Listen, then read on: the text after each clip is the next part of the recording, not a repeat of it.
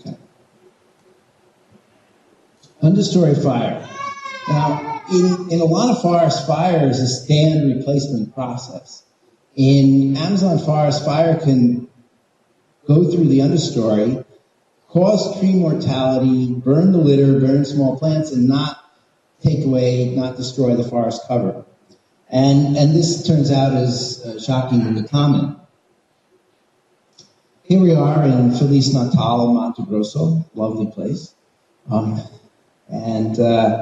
This is after a recent fire. We're standing on the edge of a clearing, looking into what has just burned. This is all smoke in the air.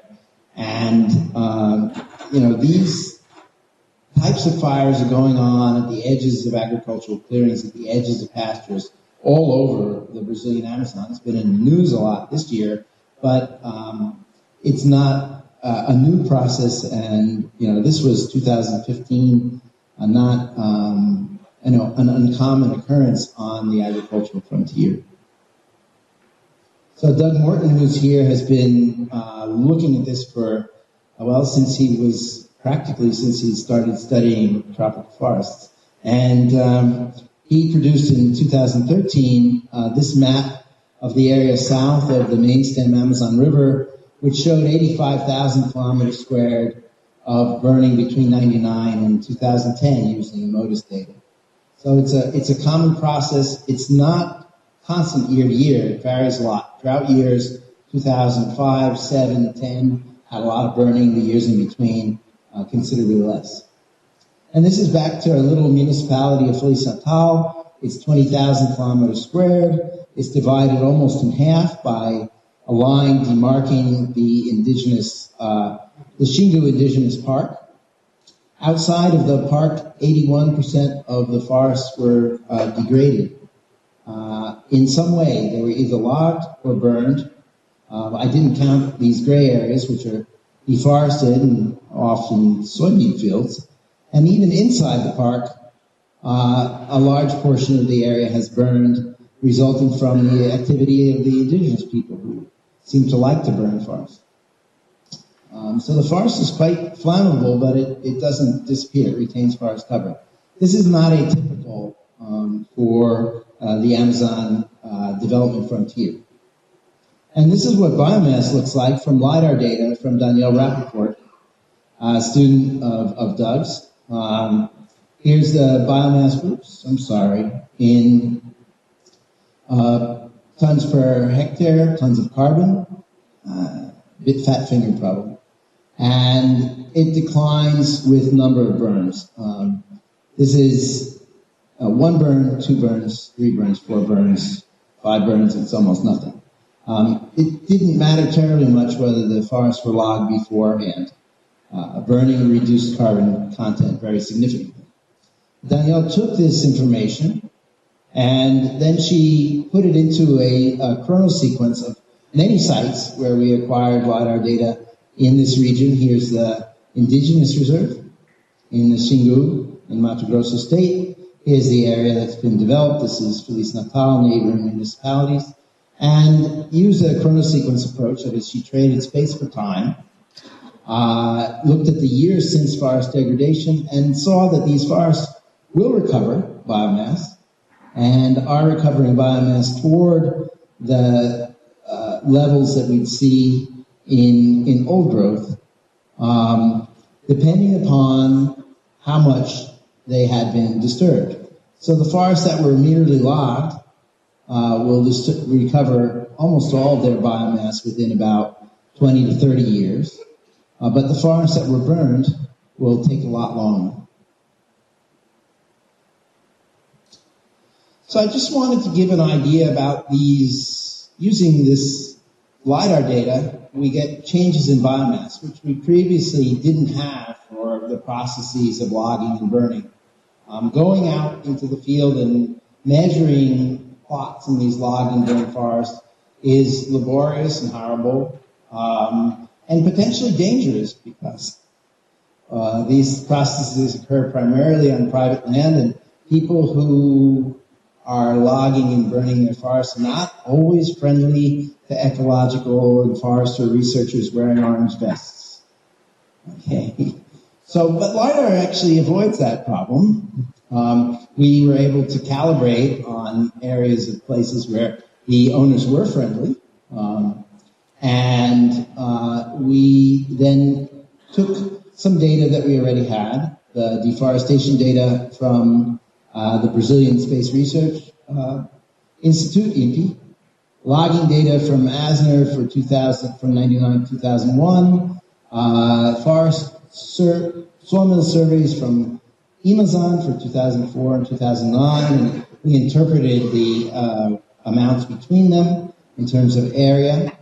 We took Doug Morton's understory fires and the carbon estimates that Danielle came up with for losses due to logging and burning using the LiDAR data. This is a bit of a mishmash because Danielle's data is only from Mato Grosso and expanded to the whole Amazon. You know, I'm an old guy. We did that stuff back then. You know, it's okay. But it's just an idea to give you what's going on. And, you know, Ralph is going to talk about Jedi, and soon, you know, we'll be forgetting about doing these kind of arm waving extrapolations. We'll just measure it all. And I'm also going to consider only the committed carbon losses rather than worry about the regrowth. This is one of these fast out, slow in processes. So the regrowth is very small compared to the damage. And I'm looking at this only over a decade, so the regrowth is not terribly important.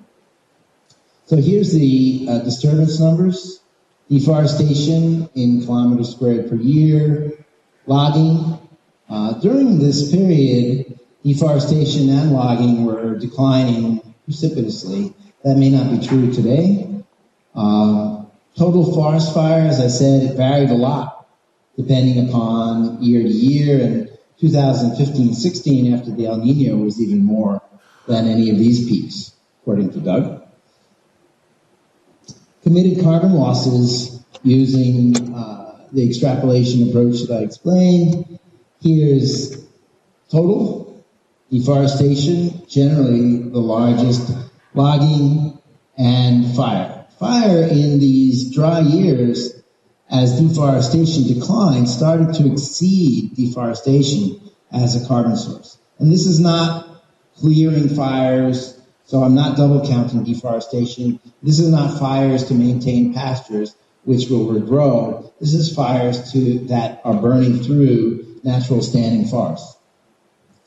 So then I just took the ratio of the degradation emissions to the deforestation emissions. And for the early part of the decade, where there was more deforestation, they're below 1. In the drought years, at the end of the decade, they're above 1. And this is interesting. It shows that this degradation process is really pretty important in a region that has very significant carbon emissions from human activity. Now, there are some caveats for this, of course. I didn't include the regrowth. I did not talk about the clearing of degraded forests, which could lead to some double counting. I only considered above ground. Well, you know, choose your number for extrapolating to below. Something like 20%. The area of deforestation is pretty well known. The area of logging and fire haven't been rigorously validated.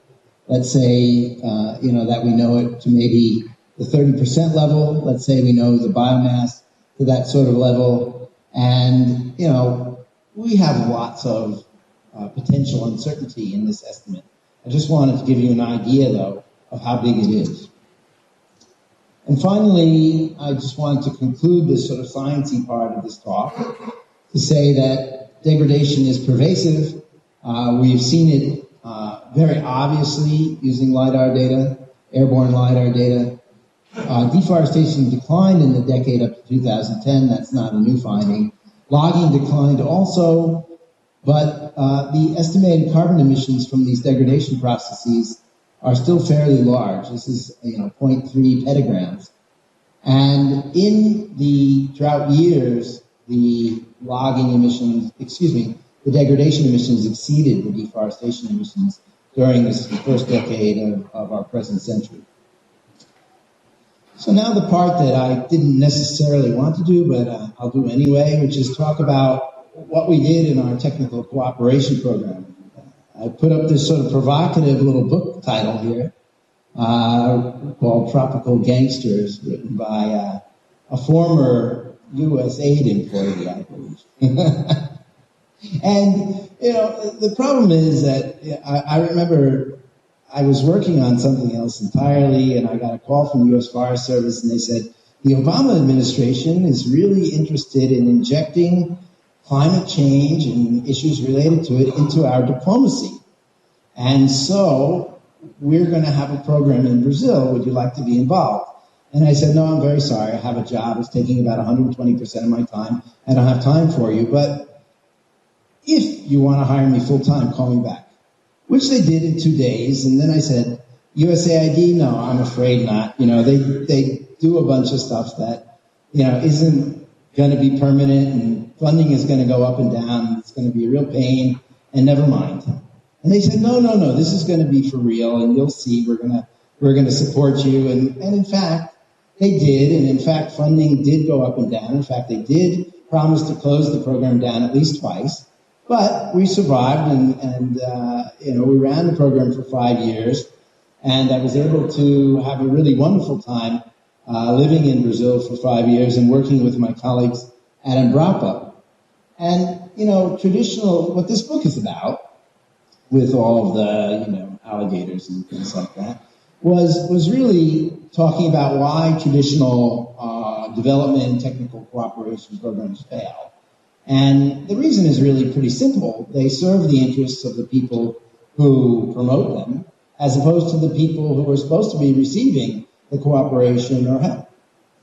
And so, you know, I went into this having worked in Brazil for a long time by asking my Brazilian colleagues what they needed. And what they said that they needed was, well, it would be really nice for understanding Amazon forest carbon, because USAID told me to work on the Amazon, was airborne LiDAR data. So what did we do? We went out and we got LiDAR data, and we distributed it to our partners. And so our philosophy in this program, if you want to understand Americans, I'm sorry, you've got to understand baseball, came from a film which is called Field of Dreams. And in Field of Dreams, Kevin Costner, the hero of the story, hears a ghostly voice that says, if you build it, he will come. And he was supposed to build a baseball field in the middle of this cornfield. This is a real baseball field. It really is sitting in the middle of the cornfield. It was made for the film, and it still sits there today. It's now a tourist attraction. And so our philosophy was, if you provide LiDAR data, people are going to use it. So rather than sit a bunch of people down in a classroom, we collected data in areas where we had already partnerships, or where we could develop partnerships, many of them with EMBRAPA, like our colleagues in Acre. I mentioned Marcos Vinicius de Oliveira, but in lots of other regions where there was Brazilian research institutions and projects of Brazilian universities, as well as some international partners who are working with Brazilian researchers. And we collected, you know, anywhere from hundreds to thousands of hectares of airborne LiDAR from these areas. And then EMBRAPA was kind enough to set up a distribution site for us. And using that approach, you know, we sort of put out the bait, and then we started fishing. And we got all sorts of people to come in, including Luis and his students, that we, you know, actually when we started the program didn't even know.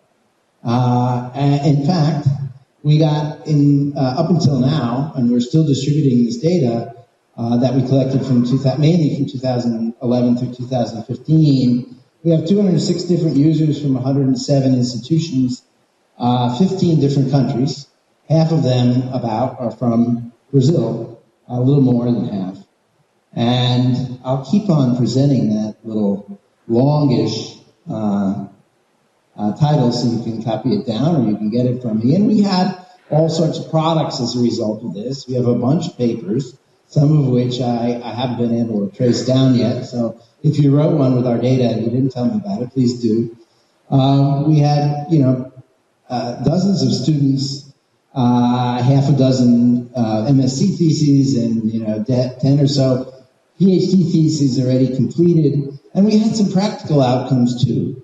The Brazilian Forest Service is now spending their own money collecting their own LiDAR data from commercial vendors to monitor their concessions.